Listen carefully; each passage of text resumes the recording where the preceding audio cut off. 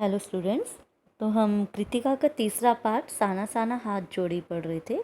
तो जो अभी तक हमने पढ़ा तो उसमें से चलिए प्रश्न उत्तर कर लेते हैं। देखिए, पहला प्रश्न जो मैं कह रही थी कि आपने इसको ध्यान से पढ़ना है। देखिए, कभी श्वेत तो कभी रंगीन पताकाओं का फहराना किन अलग अलग अवसरों की ओर संकेत करता है। तो पिछले वीडियो में मैंने बार बार वो पंक्तियां पढ़ी है ना, वही उत्तर इसका है। देखिए, श्वेत पताकाएं किसी बुद्धिस्ट की मृत्यु पर फहराई जाती हैं।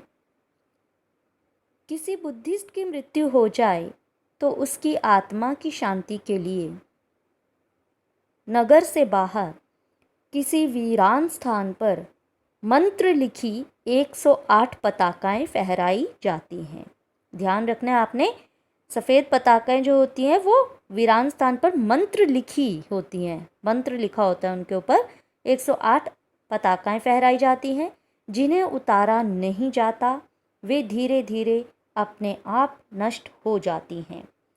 और किसी शुभ कार्य को आरंभ करने पर रंगीन पताकाएं फहराई जाती हैं। ठीक है, तो ये इसका उत्तर होगा। अच्छा, एक प्रश्न और जो हम पढ़ रहे थे, जहाँ हमने अपना पार्ट जो है कल की यहाँ तक हमने पढ़ा।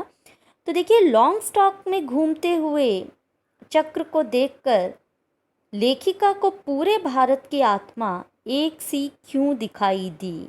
This is also a very important question. Long stock में घूमते हुए चक्र को देखकर लेखिका को पूरे भारत की आत्मा एक सी क्यों दिखाई दी।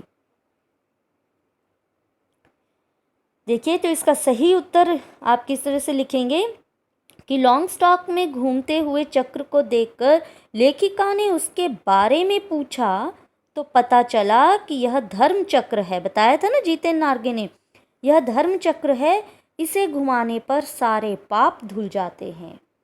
जितेन की यह बात सुनकर लेखिका को ध्यान आया कि पूरे भारत की आत्मा एक ही है। मैदानी क्षेत्रों में गंगा के विषय में भी ऐसी ही धारणा है।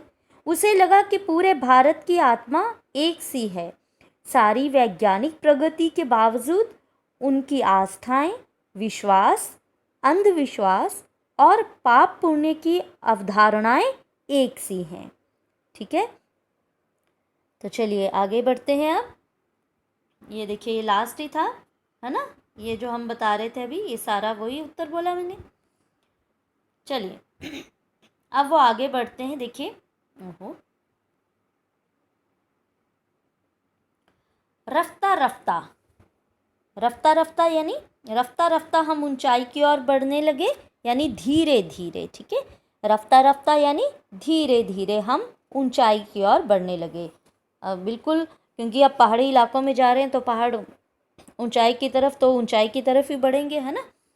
रफ्ता रफ्ता हम ऊंचाई की ओर बढ़ने लगे। बाजार, लोग और बस्तियां पीछे छूटने लगे। अब क्योंकि जितना ऊपर और इस तरह से जा रहे हैं तो वहाँ पर ना कोई बाजार, क्योंकि धीरे धीरे वो सब, क्योंकि शहर से अब वो आगे जा रहे थे तो वो सब छूटता जा रहा था पीछे। अब परिदृश्य से चलते चलते स्वेटर बुनती नेपाली युवतियाँ और पीठ पर भारी भरकम कार्टून ढोते बौने से दिखते बहादुर नेपाली ओझल हो रहे थे।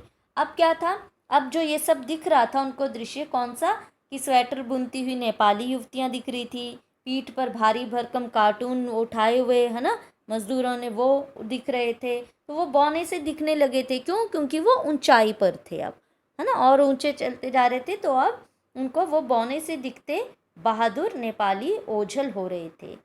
अब नीचे देखने पर घाटियों में ताश के घरों की तरह पेड़ पौधों के बीच छोटे छोटे घर दिखाई दे रहे थे। ताश के घरों की तरह वो घर कैसे, छोटे छोटे घर दिखाई दे रहे हैं उनको, क्यों, ऊंचाई में अब नीचे घाटियों में देख रहे हैं तो छोटे छोटे घर कहीं कहीं दूर दिखाई दे रहे हैं। हिमालय भी अब छोटी छोटी पहाड़ियों के रूप में नहीं, वरन अपने विराट रूप एवं वैभव के साथ सामने आने लगा था। अब हिमालय जो है, अब दूर से क्या दिखाई देता था, अब जितने पास आते जा रहे हैं तो बड़े बड़े पहाड़ उनको दिखाई दे रहे हैं, अपना विराट रूप उनको दिखाई दे रहा है। न जाने कितने दर्शकों, यात्रियों और तीर्थाटनियों का काम्य हिमालय, पल पल परिवर्तित हिमालय, हर पल जितना आगे बढ़ते जा रहे हैं और विराट रूप पल पल बदलाव उसमें आता जा रहा है। और देखते देखते रास्ते कैसे हो गए, वीरान, बिल्कुल शांत, वीरान एकदम, संकरे, बिल्कुल रास्ते कैसे एकदम टाइट, छोटे छोटे रोड है ना, बिल्कुल छोटे रास्ते, और जलेबी की तरह घुमावदार होने लगे थे, गोल गोल गोल गोल घूमते हुए, है ना। कभी हम लोग जाएं ये शिमला या इसकी तरफ जाएं तो गोल गोल घूमते हुए, कई बार तो चक्कर ही आ जाता है ना, मन खराब हो जाता है, कईयों का मन बहुत खराब होता है, जितने ऊपर चढ़ते जाएं या गोल गोल इस तरह से गाड़ी चलती जाए, है ना, तो सिर ही घूमने लग जाता है। हिमालय बड़ा होते होते विशालकाय होने लगा, और बड़ा, है ना, जितने आगे बढ़ते जा रहे थे, ऊंचाई पर जाते जा रहे थे, हिमालय और अपना विशालकाय रूप और बड़ा दिखता जा रहा था।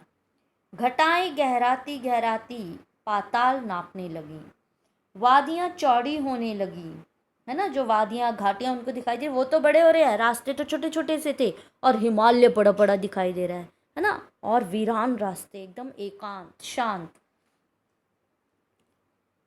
बीच बीच में करिश्मे की तरह रंग बिरंगे फूल शिद्दत से मुस्कुराने लगे, ठीक है, तो रंग बिरंगे फूल बड़ी शिद्दत से मुस्कुरा रहे थे।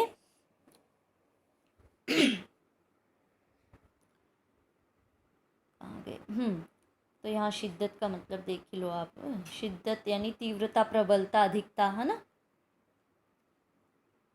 उन भीमकाय पर्वतों के बीच और घाटियों के ऊपर बने संकरे कच्चे पक्के रास्तों से गुजरते यूं लग रहा था जैसे हम किसी सघन हरियाली वाले गुफा के बीच हिचकोले खाते निकल रहे हों। जो उसको महसूस हो रहा था वो बता रही है कि किस तरह से लग रहा था, क्योंकि रास्ते भी कहीं कच्चे थे कहीं पक्के, तो किस तरह से गाड़ी चलेगी, हिचकोले खाती हुई चलेगी, है ना।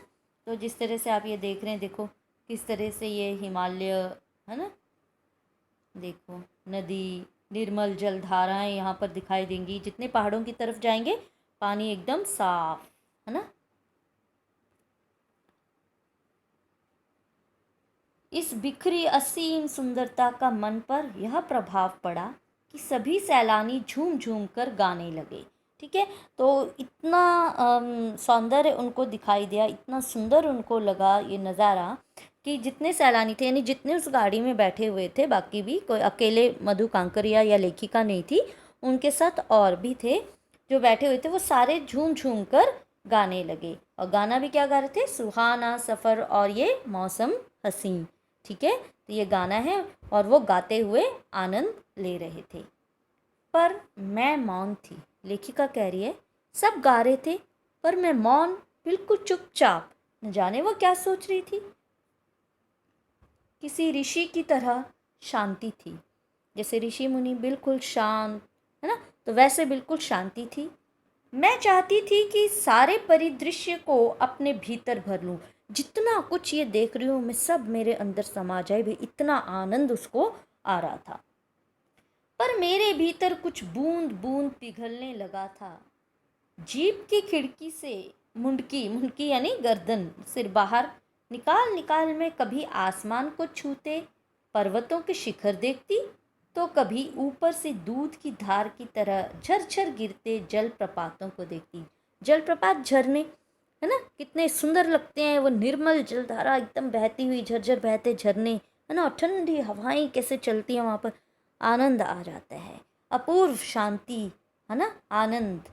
बस एक रास्ते खतरनाक होते हैं, बाकी तो सब कुछ अच्छा होता है।